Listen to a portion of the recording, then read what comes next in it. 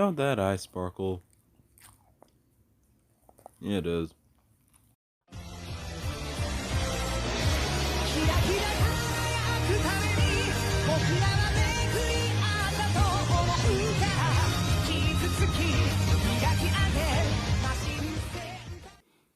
Hello and welcome to KamenRider Blackman. Apologies for not uploading within the last 3 weeks, which is kind of interesting to me because that means I've watched all Kirameiger in like 3 weeks. But speaking of which, today's review, Mashin Sentai Kirameiger, and it's actually been refreshing going back to watching something, well, modern, because I've spent the past few months watching television from like the 70s. So getting back to like the 2010s was just, it's well needed immediately. So let's start off talking about the opening and the closing themes. The opening is fine. I like the closing theme a lot more. I like the song. The dance number it has, it's weird, but it's not Ryu Soldiers, where it's... Yeah, I just like the song, so let's begin. So, to kick off this review, we're not starting with episode 1, we're instead starting with episode 0. And the fact that there is an episode 0 period, wow. Not a lot of shows begin with a prequel. Matter of fact, shows starting with a prequel, well, period, there aren't a lot of those. Drive is one. I can't think of any others. I'm sort of excited, but it's hard to say. Like, not a lot of shows like actually have prequels. We usually get everything from like episode 1, because it's where we meet our characters, the villains, and learn their motives. But no, we're starting with the protagonist-antagonist relationship being born. And so, episode 0, our origin story begins on the planet Crystalia, as it's soon under attack by the Yodam army. The king of Crystalia, King O'Radin, informs his daughter Mabushina of the current situation and tells her that Earth is their next target. So she is tasked with going to Earth and finding her father's contact there, to which we'll learn much later the connection between those two. And with his contact's help, they can find the 5 shining warriors who will challenge their enemies. And so, the Yodam army breaks into the royal castle, and we soon meet our generals, Crunchula and Garza. Garza turns out to be the king's Garza turns out to be the king's younger brother and Mabushina's uncle. It's clear here that he's betrayed his planet and now serves Emperor Yodam. And so, King O'Radin fights all of them in combat and is struck down by Garza. After he's dragged away, Mabushina is shocked by her uncle's betrayal and her father's death, and for a moment, she is just broken. But she does get herself back together, though, once she discovers the 5 Kiramei stones for the 5 warriors to fight with. She heads to Earth and is discovered by her father's contact, and the man is, I want to say, is the head of a conglomerate called Carrot, where the gear for the Kirameigers is already prepared. Also, very clever how Carrot's name has a double meaning, because Carrot, C-A-R-A-T, means, well, it's a whole acronym for something that I don't remember, but also a carat for the weight for precious stones. So nice. Anywho, King O'Radin's contact is Miro Haka Minami, and thank God I no longer have a problem with pronouncing his name. Also, I have a pen. I have an apple. Apple pen. Yes, I know this guy looks similar to the Pineapple Pen guy. This show likes to be weird with its characters. Miro knows about the king's death, and Mabushina now wakes up the Kiramei stones, which they can all talk. Cringe! That is cringe! Yeah, the Kiramei stones are frickin' anime characters, or at least sound like anime characters, that don't match any of our Rangers' personalities except for the Red Ranger, that we'll get to later. Anytime any of the stones anytime any of the stones wobble around, either one of the actors or whomever wiggling them around to show them emoting, it's pure cringe. To be a Kirameiger in the first place, one needs Kiramental, which there are two types of energy demonstrated in this show, Kiramental and Jamental.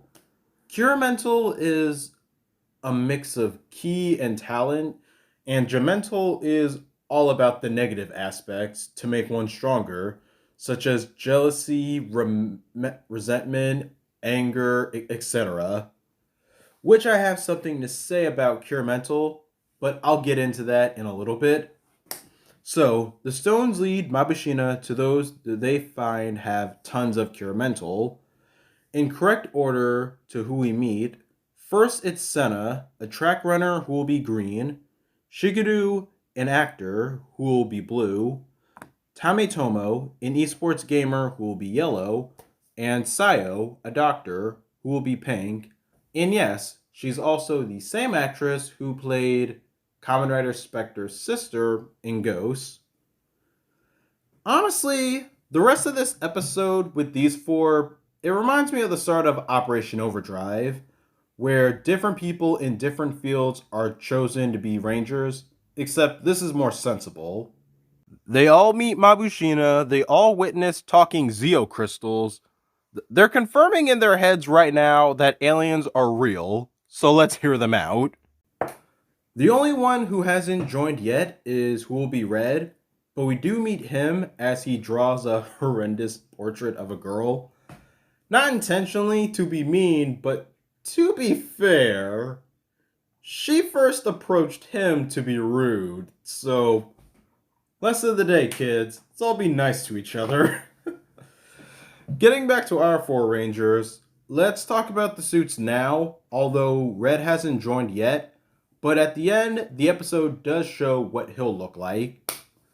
So, I actually really do like these suits. I love the shoulder pads, I love the sashes. The helmets are a little weird, but when you consider that this show is like diamond and stones and vehicle themed, it kind of makes them seem a little less weird. Then interestingly enough, in the helmets, they have the shape of visors from previous Sentais. Which ones in particular? I want to say Red's is Geki Choppers, and of course Blues is Deca Blues. I'm not too sure if I may have all of them off the top of my head, but though that's just another something I'm throwing out there. But like what I said, I love the sashes. The sashes and the shoulder pads may be two of my favorite parts. I like the shoulder pads because this is for the main team, and something like shoulder pads are usually something for the 6th Ranger. But the fact that the starting 5 have them, it actually gives a level of cool. And the sashes are nice because they correspond to what type of vehicle each Ranger Zord is. Yeah, these suits, they're simplistic in a good way, and I really like it. And the details look, it just looks sweet to me. So next, let's talk about their weapons, actually starting off with their Morpher. And their Morpher, on the other hand, I'm not a big fan of. Like, it's just a big smartphone circle on their wrists. Especially when you look at the suits, you think, I don't know, I just don't like the look of the Morpher. It's too simple for me. Now, as for their weapons, blue and green get swords, and yellow and pink get guns, and red gets both because he's special. Why that was a choice, I can only assume was to reflect their jobs. Like, yellow and pink are a yellow and pink are a pro gamer and a surgeon, so they'll translate precision into marksmanship. Blue is an actor who does his own stunts, so he knows how to handle a sword. And Green just has what she has because track does involve swords. This is the closest case I could make for why they just get a single weapon throughout the whole show. Otherwise, I don't understand why they all just couldn't get guns and swords. Hell, Red gets both because, well, we'll learn later that he has the cure mental power of imagination and can conjure things. Like, for example, combining the gun and the sword into a bigger gun. Spoiler alert, any of them could do that, so it's not just assigned to Red. Now, we can get into episode 1, The Birth of the Machines. It picks up from episode 0, where the Yodam are invading, and the team formally meets their Red Ranger, Juru. And I'm surprised he's not a Kirameiger Stone himself with how much he...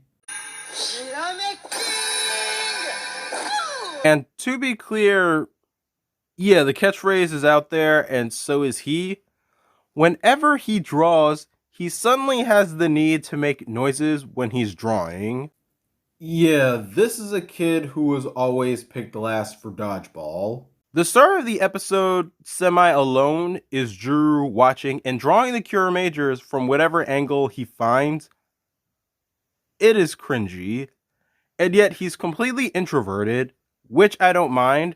I'd rather pay attention to someone who's level-headed than someone who's optimistic as shit to the point of scaring me. Judo's Cure Mental actually allows him to create things, and he uses that to turn the Kirameiger Stones into the team's mechs, after he joins the team, of course. So, we're going to discuss the first 5 machines. So, Fire, Chevello, Mach, Jetter, and Helico. And I like the designs for the most part. They're really, well, for this show, it makes sense that they're rather metallic. I like the vehicles, like the one, I just like how they look for all of them. Fire is interesting because, well, he soon becomes the legs. But yeah, I like the look for the mechs in this show. And yeah, just in general, I like the mechs for this show. Can't think of one I apparently seem to dislike, and guess that's a good thing with how sparkly everything is. Well, so now, in episode 2, let's actually talk about the monster designs for this show, because there are 2 kinds, the Jamenshis and the Jamenjus. The Jamenshis are the smaller monsters for the Kirameigers to fight, and the Jamenjus are the giant monsters for the mechs. And while I'm talking about the Jamenshis, it's like, for the monster designs, you can obviously tell they're really Showa influenced with how everything is just a random object on the body of whatever person wearing a cape. You can tell it's inspired by that baseball monster from Go Ranger. And so that's literally every single monster. Some random object on the head and the body and a cape, because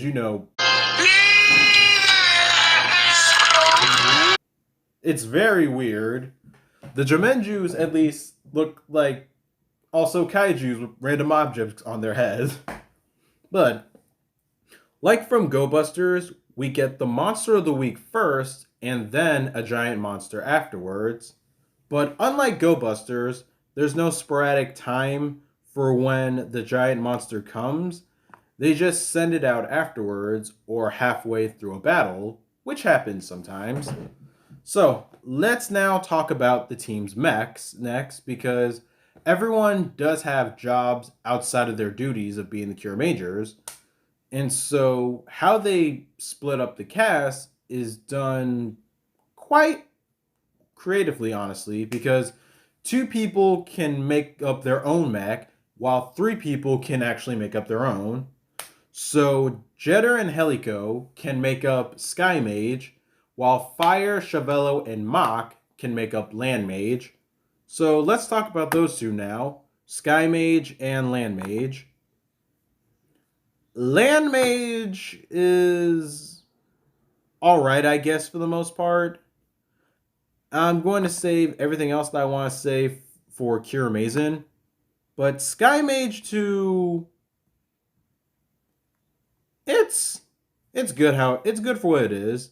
Both of these mechs are, because it's not the full team. It's just broken up, because this is a good thing that episode 2 actually does, because it's technically a Judo and Senna focus episode where Senna can't make it to a mission because of a track meet. So the whole point of the episode is to keep in mind that even if they're not all together, they are still a team. And so after they beat the Jimenshi, a giant monster comes out, so the three of them handle the monster. That I actually think is a good idea that they got from Go Busters, that if the full team is not here, then let's break it up some so that these people can handle maybe a giant monster while everyone else is on the ground dealing with the monster. It's clever and rather brilliant. And I would actually like to see something like that a bit more in Sentai, because I loved it when they did it in Go Busters and Beast Morphers, because it showed how competent the team is. And so, in episode 3, both Sky Mage and Land Mage can combine together to form Kirameiger.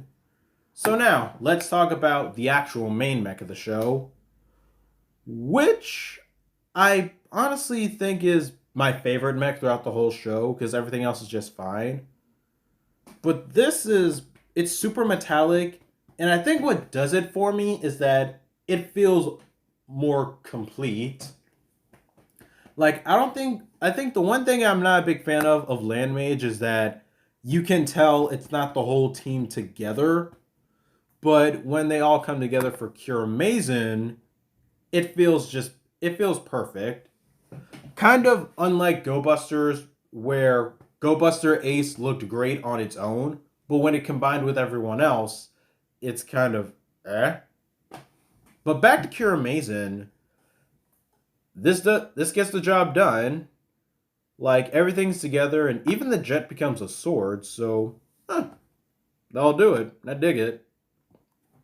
So, in episode 4, Garza comes to Earth for the first time in his own machine, a dark black train that can become either a T-Rex or Godzilla, and it's called Smog Joki. So let's talk about that mech.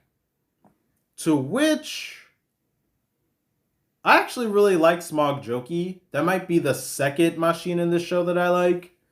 Like, it's black and purple, and it's a motherfucking T-Rex.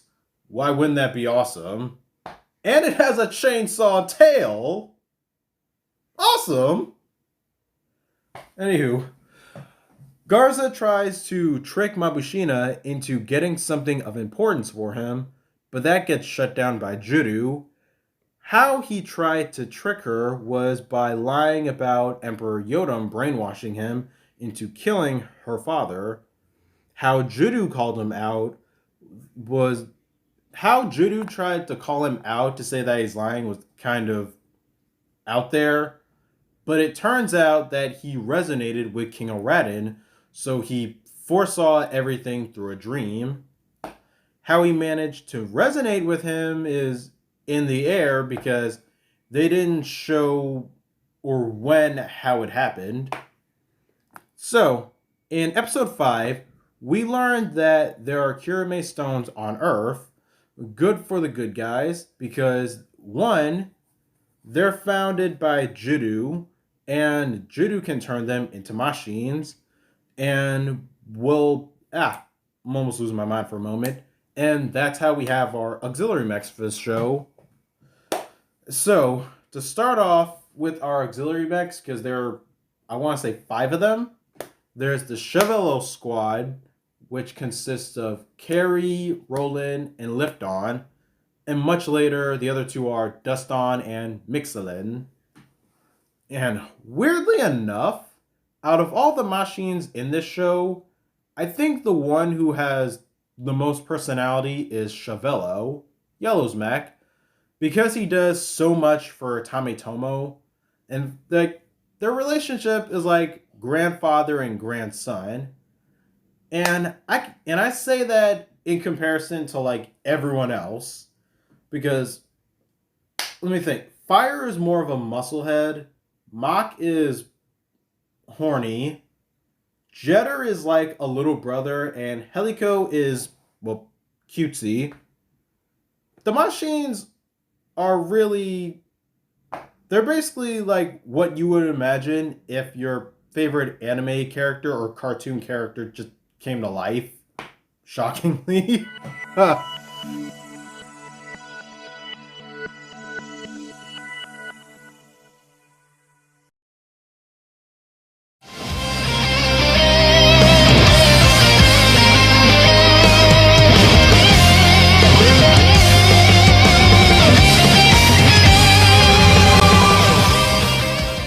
So, episode 6. I wanted to bring this up because when this show was coming out, people were noticing some Sentai nods and references to old shows.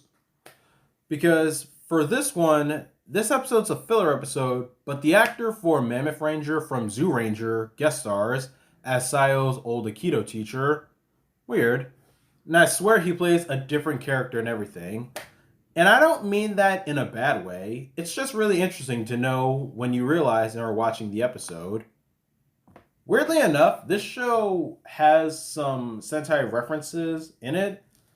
And I find that strange because, well, right after Kirameiger is Super Sentai's 45th anniversary. So it's rather different that the 46th, well, not 46th, the 44th is doing, well, certain things like that. And so, in episodes 7 and 8, more or less episode 8 introduces a new machine modeled after a train, Mashin Express. This one was a failsafe gift from King O'Radin and has the ability to temporarily gain control over Smog Joki, because Garza's train was originally the royal family's, but he stole it. So, let's talk about King Express. Personally, I don't think it's terrible. I think my issue with it is that the colors just don't go together. Because black and purple with white, red, and blue, I don't know, I just don't think they work. And for a little bit every time after a fight is over with King Express, Garza uses his growing Gemental to break up the combination, and eventually he just shuts it down from happening, period. And so, episode 12, it introduces a new kind of monsters that are similar to, but aren't like the Kirame stones. They're called Monstones, artificial sentient stones that rather lack the intelligence of Kirame stones. Like, they show to be very powerful, and they are able to obstruct Kiramental from being blocked and possess Jamenshi's bodies, making them all the more stronger. Gladly, this episode also debuts our 6th Ranger, Kirame Silver. So now let's talk about that suit, because dear Lord in Christ, I don't like it. I do not like Kirame Silver suit. I don't like it. Just the sash is too flashy. The shoulder pads, it's just all the colors just don't go well together. And I know, like, when this suit came out, and I know what everyone's probably thinking or not, but the color scheme on here is like orange and silver, and Boken Silver, like from Bokenger, was both orange and silver. But here's the thing there with Boken Silver, his color scheme was silver, orange, black, and a metallic blue, and it all worked. For Kirame Silver, his color scheme is silver, orange, and a very icy blue, which doesn't kind of go together. And like I said, the sash that he has on, it's too metallic, and sometimes in certain shots it fades out. And the helmet itself is weird. Like I can't tell if he has actual hairs on his head along with the goggles. Though I don't care about the goggles. I just care like he has hairs on his head. Like I get the motif he's supposed to go for an excavationer, but I just don't like the suit. I don't like the morpher either. It just looks weirdly bulky and clunk. It looks like a token and a globe melted together. And his weapon. Oh, now let's talk about his weapon. It's a jackhammer. A flippin' jackhammer. Do you know how bulky and unwieldy a jackhammer is? Yet he tosses it, swings it around. That is how he fights with it. God, I don't like the suit or his gear. And so, Kirame Silver is Takemichi Crystalia. He's Mabushina's adopted brother from Earth, and he's also Hakata Minami's biological older brother. He's actually the reason for Crystalia's connection with Earth. About 30 years ago, King Oradin was researching possible Kirame stones on other planets. He came to Earth and met Takemichi and Hakata Minami's dad.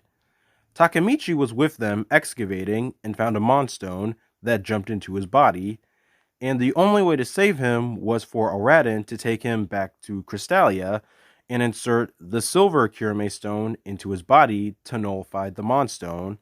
Hence why Takemichi looks like he hasn't aged a day.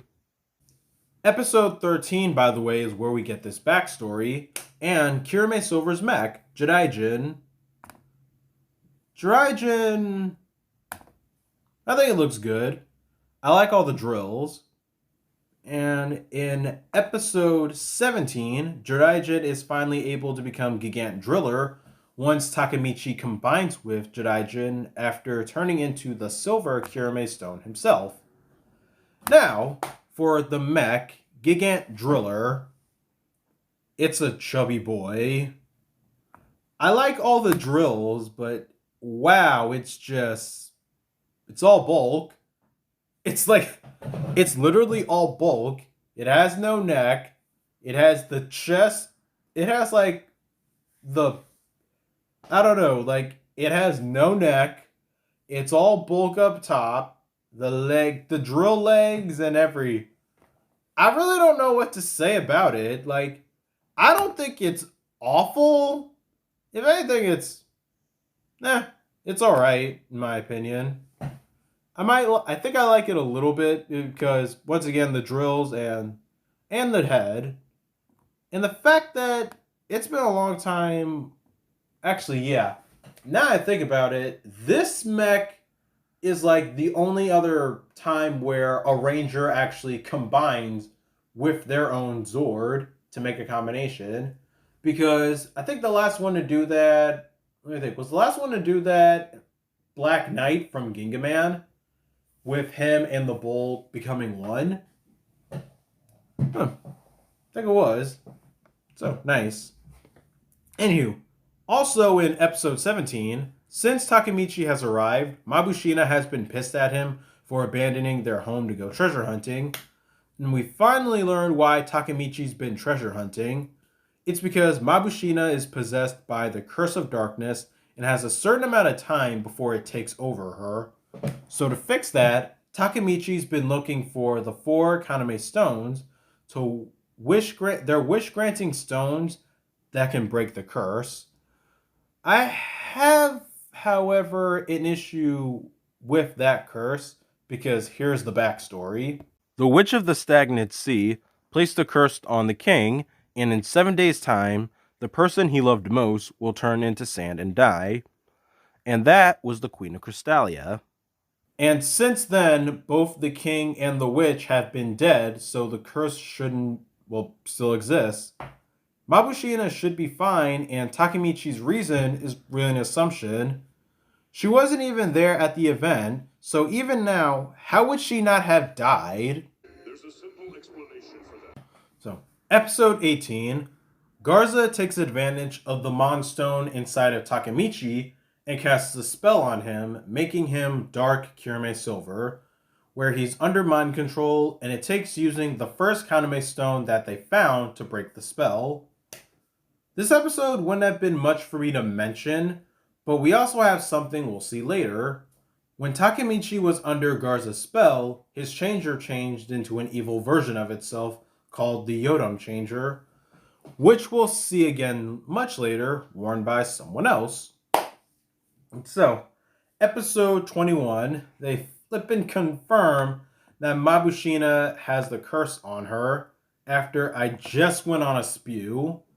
And they haven't found all the Kaname stones yet, so as a backup plan, Miro brings out the Aqua Kirame Stone. It's a special Kirame Stone that can repel curses, but sadly, it's been incapacitated for years by being covered in venom.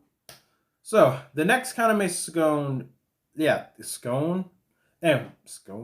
Anyway, the next Kaname Stone discovered is one that can time travel through memories. So, in episode 22, half of the team go with fire to the past and get a sample of the poison from the witch. They fail to get one, but instead, Judo decides to use the witch's venom that's covered on his sword so that Muto could reverse engineer the venom into an antidote for the Aqua Stone. And once the Aqua Kirame Stone is awake, Judo makes a machine out of it. So, let's talk about the next mech, Zabune, because it's a shark train and it looks cool. He can also combine with Machine Express and they make King Express Zabune. And this is where it actually looks better here because all the colors gel well.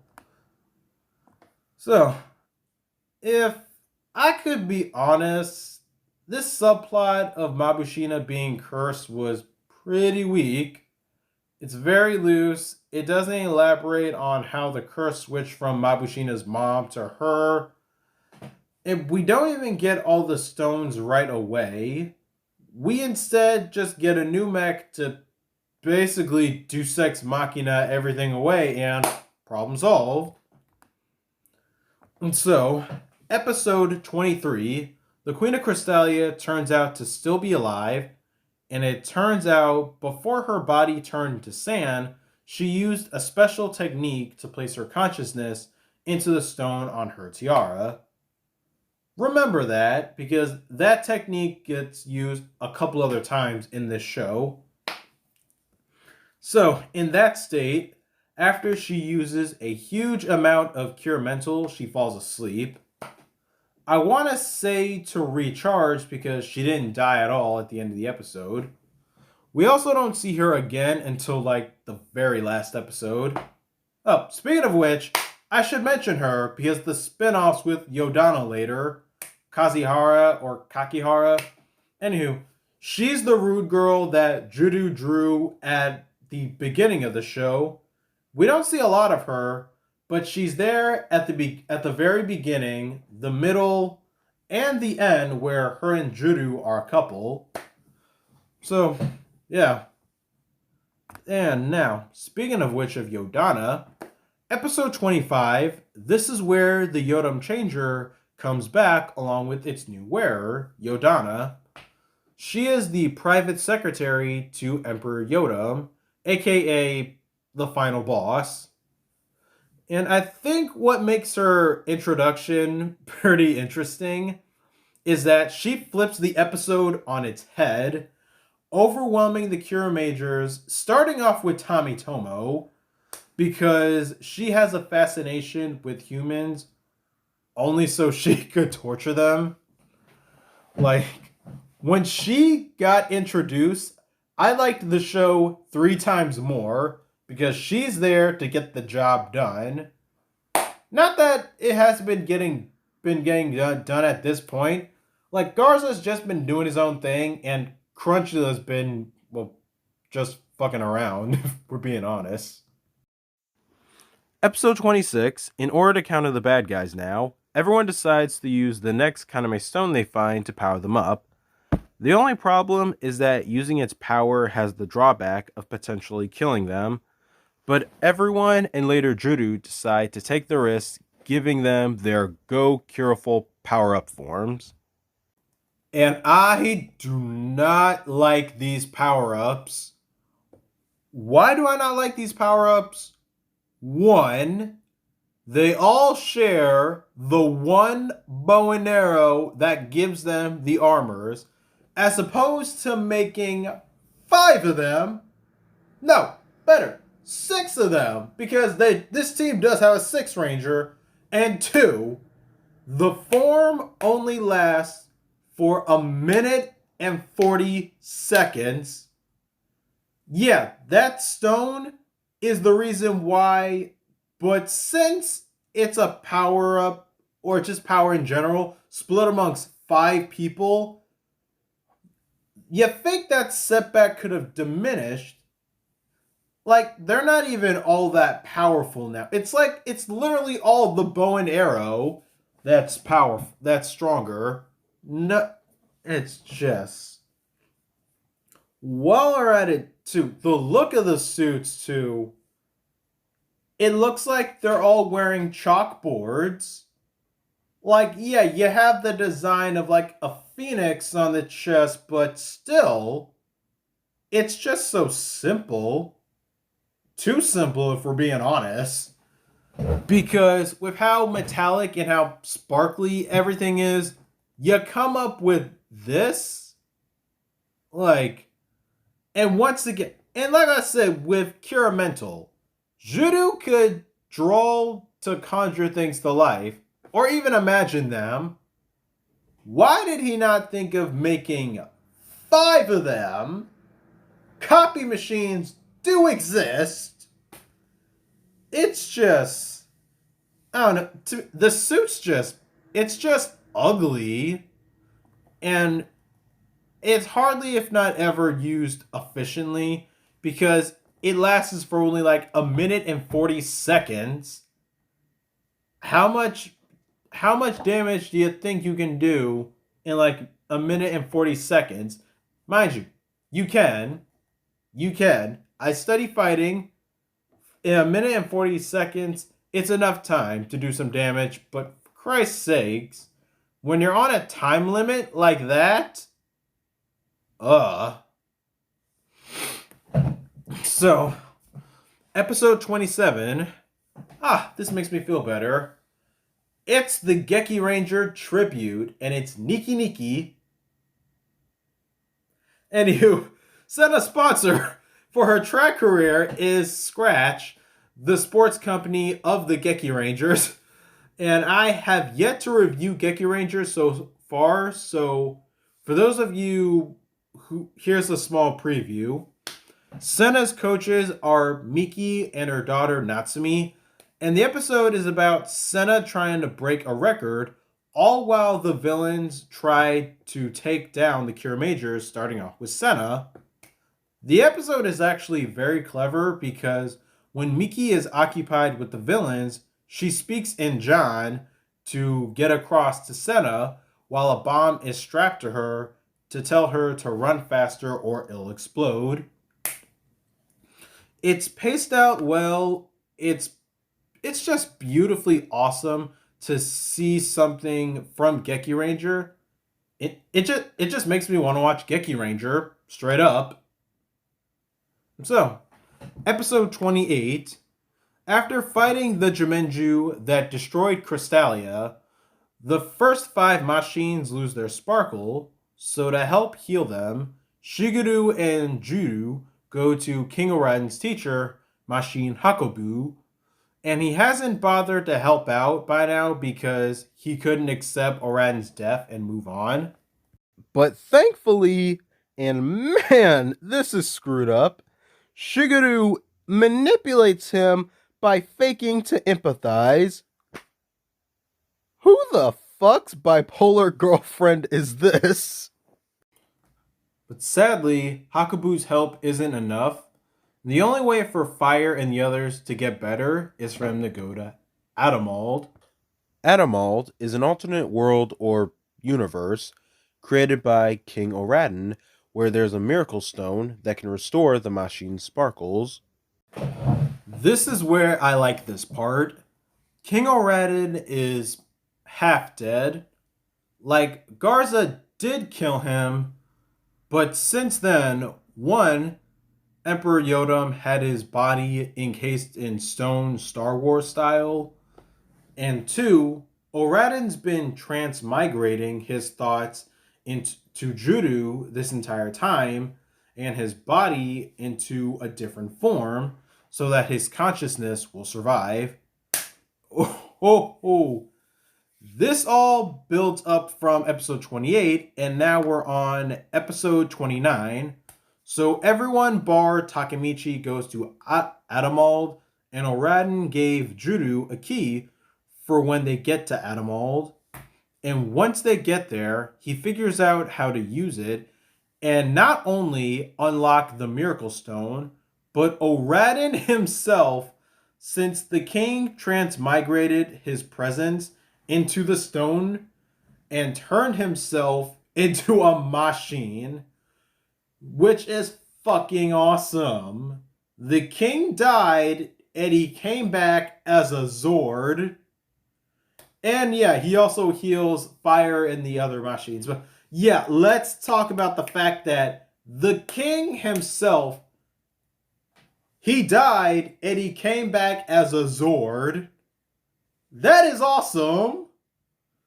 And so let's talk about the final mech, which is the combination between Oradan and Hakobu, Grateful Phoenix. To which, cool. Just cool. Well, concept-wise, it's cool. The design itself is... it's both...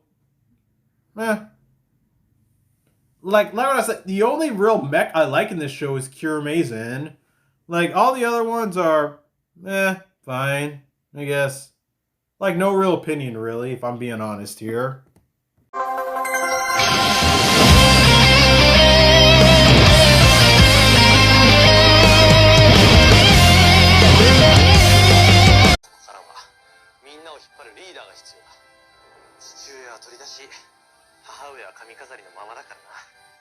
Well, that's a missed opportunity. A planet ruled by a phoenix? That would be awesome.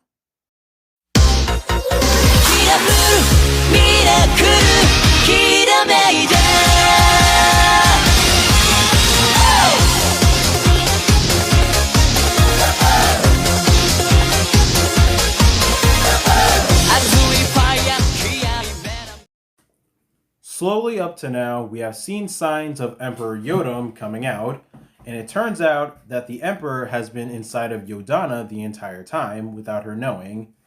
It's finally made clear in episode 37 of that fact, but just because the Emperor is becoming more present now doesn't mean he could just come through and wreck shit, because he can't. All the darkness in the resounding area so far isn't stagnant enough. So, in episode 41, Crunchula has now become disillusioned with the bad guys, mainly with Yodana, and to be fair, they are the bad guys. They aren't concerned with whatever quirks Jamenshis have. They just need to do their jobs and collect darkness. But this time, he's had it and defects from the Yodam army, and the Emperor executes him himself. Well, that's game over. Actually, Crunchula didn't die. Garza saved him and asked him to make him something. So, episode 42, Garza's big plan overall is that he wants all the darkness and power for himself. So he becomes one with the Emperor and Yodana, unleashes a fog into the air that turns people into mindless zombies. And what Garza asked Crunchula to make him was a bomb strong enough to knock out the Emperor so that he could take care of him and have all the power. Once Garza takes his new form, Emperor Garza, he fucks everyone up and takes King Oradan to Jotunheim to kill him there. Episode 43, Takemichi catches Crunchula, and they use him to go to Jotunheim to save the king. And while there, Garza has an epiphany about everything he's done up to now. And it turns out, for one, the royal family has terrible security, since Emperor Yodam walks right through undetected and brainwashes Garza as a kid to be evil. I'm not gonna lie and say that I didn't sympathize, because I did, but I'll give my thoughts on this and Garza when we get to the character analysis. The Emperor turns out to not be dead and kills Garza and Juru, and that's how the episode ends. Now, in episode 44, Tametomo comes up with a new plan using the Kaname stones to seal and destroy the Emperor while he's inside of Yodana. And they actually get very close, having sealed Yodana, until the Emperor decides, fuck that bitch, and kill her to break out, undoing everything that they set up. And yeah. And now for another thing. How many Toku shows can anyone name where they obliviously make a Dragon Ball Z reference? Because the Emperor decides, fuck this, and prepares Frieza's Death Ball to kill everything. Like, freaking lifting it with one hand, I believe. But like, a straight up Death Ball as big as the planet. Gonna kill everything. Thankfully and luckily, Smog Joki interrupts him from ending the planet and shows Juru coming off board. It turns out the Emperor didn't kill Garza. Garza instead transmigrated his consciousness into Smog Joki, and when Juru fell off the abyss, he caught him just in time. He also had a feeling that the Emperor would go after the Kaname stones, so with Crunchula's help, they steal one Yodana stole off them a while ago. Episode 45, I Was Able to Shine Because of You, our final episode, so let's bring it on home. Emperor Yodam has a weakness, being his face that hides his true Jamin form, so the Kirameigers at least have a target to aim for. With Kirameiger and Gigant Driller, they aim for the mask and get curved. But at the moment, the Emperor is struck in the back by Kirameiger and Gigant Driller, because Juru tricked him into believing that he killed them by using the Kaname stone that could create illusions. Once he falls, they break the mask and force him down to the micro scale. This will be a good time to talk about their roll call. It's good, around average. With their finale roll call, though, it's a nice one. They're all in suit, and it's a helmetless roll call, and they just bring out their own intensity, like the most of their personality, because like this is the final battle, so let's go all out. Ramp it up. This is a 10, bring it to 100. Best part about it too, at the very end, after they've said their entire roll call, their helmets, they flash on for the suit actors to get to work. While everyone tends to the minions, Tametomo instructs Juru to use the Cureful Go arrow to fire an Akaname stone into Yodam to finally kill him. And so, that does the trick, and the world is saved. 3 months later, everyone meets up at Carrot to catch up with Mabushina and Takemichi as they rebuild Crystalia. With everyone else, dead, Crunchula is in charge of Jotunheim, and they exist now as a normal planet, I guess? I don't know where they are, but they are aliens. Mabushina becomes Crystalia's new queen, and we end Kirameiger with Juru infuriating his girlfriend with another portrait he made wrong because she's in a small corner while the rest of the portrait shows the next Sentai, the Zenkaigers. No comment on them right now because I'm holding off until we review Zenkaiger next year. So look forward to that review. I want to say in March of 2022 because I want to review that show once it's over. So I'm going to give it like a good month. Anywho, so that's the end of Mashin Sentai Kirameiger. And yeah, before getting into my thoughts on the show, let's first talk about the characters. Starting off with our Red Ranger, Judo. Judo is honestly different in a good way. Like, compared to other Red Rangers, he's either the good guy, a cool guy, or some form of way. Judo, on the other hand, is introverted, and I like it. Like, he's introverted, but he's also oblivious into his extroverted side. Whenever he Kirameiger, I'm not even gonna do the full like. I'm not even gonna do that whole catchphrase, but yeah, Judo as a character, I like him. He's worth respect, despite coming off so quiet. Over time, you see he becomes a lot more comfortable and confident. And so, with that said, next person we'll get to is Tametomo, Yellow. He was such a douche at the beginning of the show. Like, he came off as just such a douche. And I think that stems from, one, he takes the job seriously, and two, honestly, he should have been the team leader instead of Judo, because Tametomo is more of a second in command and field commander.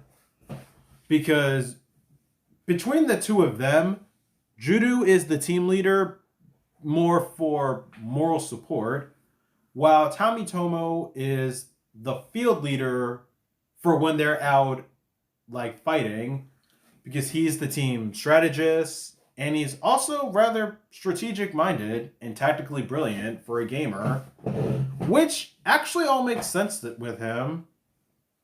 And yeah, when putting all this together, he's the one who comes up with the idea that kills the Emperor once and for all at the end.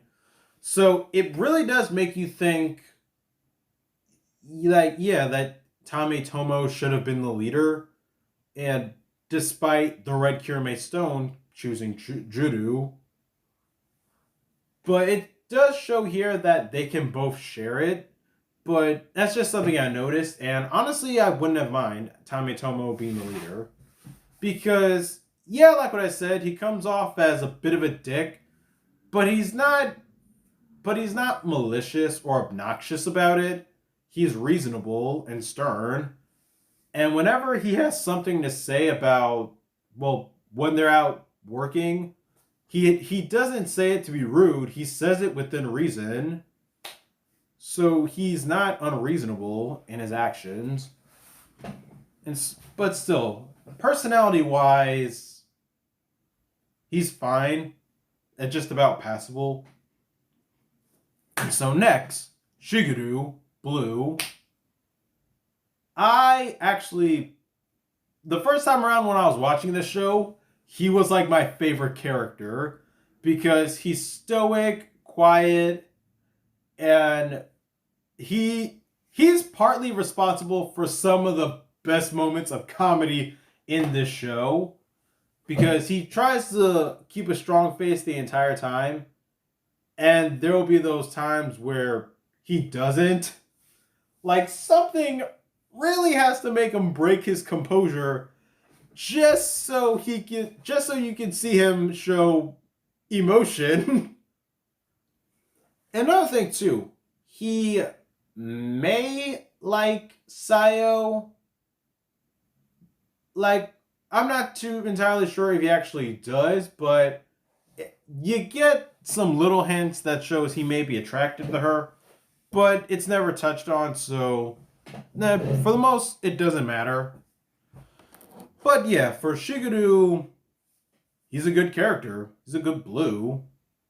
And honestly, throughout the show, only 3 people are actually able to, well, 4 people are actually able to channel Kira mental into special ways, and Shigeru is one of them with his swordsmanship. So, next. The next few characters I actually want to talk about now, I want to have them all together. Mainly because I can almost say the same thing about them. And those are the girls. So Senna, Sayo, and while I'm at it, Mabushina. The girls don't get much, sadly. Like, Senna is perky, Sayo is pretty, and she's level-headed, and Mabushina is cutesy? She's basically Pink from Talk Huger. I don't know what more I could say, but with the girls, yeah, this is one thing that sadly exists. Like, the girls sadly don't get a lot, while the guys do. Like, while Senna at least has some focus episodes, Sayo honestly rarely has any. And it's all she is the cool one, while Senna is the perky one, I want to say. Sorry, I was just grabbing my phone because I kept hearing it vibrate. Nothing but notifications. But yeah. But I will say this, because it is the same actress who was in Ghost. She turned in a much better performance here than in Ghost. So next, Takemichi, our 6th Ranger. He is an about average 6th Ranger. Not awful, not terrible. Like, once we learn his reasons as to why, more of his personality and who he is comes out more, which was great for everyone. So, he's not bad. He's pretty fine. So, next, let's talk about the villains, because I honestly think the villains are like the best part of the show. Now, I'm being dead serious here. I'm not going to talk about the Emperor because the dude came way too late, although they have been foreshadowing him since the beginning. So, let's start off first with Garza. Garza, with the big revelation of him not actually hating his brother, and turned out was cast a spell upon to be evil. While I do like how he was in his story before then, up to now, I actually do still like his story. Like, yeah, it retconned all of his actions, but I can't bring myself to hate it because I still feel bad for him. Part of his life was taken away from him by the Emperor, and that just feels so sad. And he managed to at least redeem himself at the very end. And sorry, spam, call, weather. Anywho, Garza, from start to finish, he was one of my favorite villains in this show. And like what I said, from the past few months, I've just been watching Showa KamenRider, and coming off the Skyrider where the villains were just unmemorable, it's nice to go back to a more modern format with the villains. You have someone who's just a dick, and sometimes wins and sometimes loses in what he goes after. And that's Garza. I love it. So, next let's talk about Crunchula, because he sadly gets the short end of the stick. He is not all that interesting until the end of the show, where they actually bother to humanize him. Well, at least Judu. Well, because of Judu, they were able to humanize him. But yeah, before then, there's not really much for me. Well, not really much of him for me to try to like. Like, he creates the monsters, but honestly, Crunchula is just, quirky. That's all I can really say. Now, Yodana. She is my favorite. She was my favorite character in this show overall, hands down. No one else. She was my favorite. I loved how she started off. Her introduction from where Tomitomo is attracted to her, and then she blows that away immediately with revealing that she's evil, and then the Kiramagers just get overpowered by her powering up the minions and everything. And even still going on after that, I love that. Even with her personality, like, she doesn't understand everything, and she uses that to twist it into being more evil. Like, bad, good, laugh about it, and possibly show a Charles Manson tongue thing because, dear good Lord in Christ, she does do that, and it's a little disturbing. The show knows cringe comedy, but oh my god, Yodana was amazing. I felt bad for her when she died. That says something. She was hands down my favorite villain from this show. Second is Garza. She is my favorite. And so, that's been Kirameiger. I honestly kind of really like this show now. While going back, well, by sitting here right now for like the whole day and reviewing it, I actually really like this show so much more. Like, I like the characters. This show is funny. Everything in this show is impactful. Despite how small it may seem on the surface, it means a lot when they dive into it more and more. This show makes itself get deep, and I like that. And while it seems silly that the motivation for the villains is that they want to collect darkness, they take it all so seriously with what that darkness can do. And I appreciate this so much. So yeah, go check out Kirameiger. It's a fun show. You might like it and laugh at it. Oh man, you might want to laugh at moments in this show.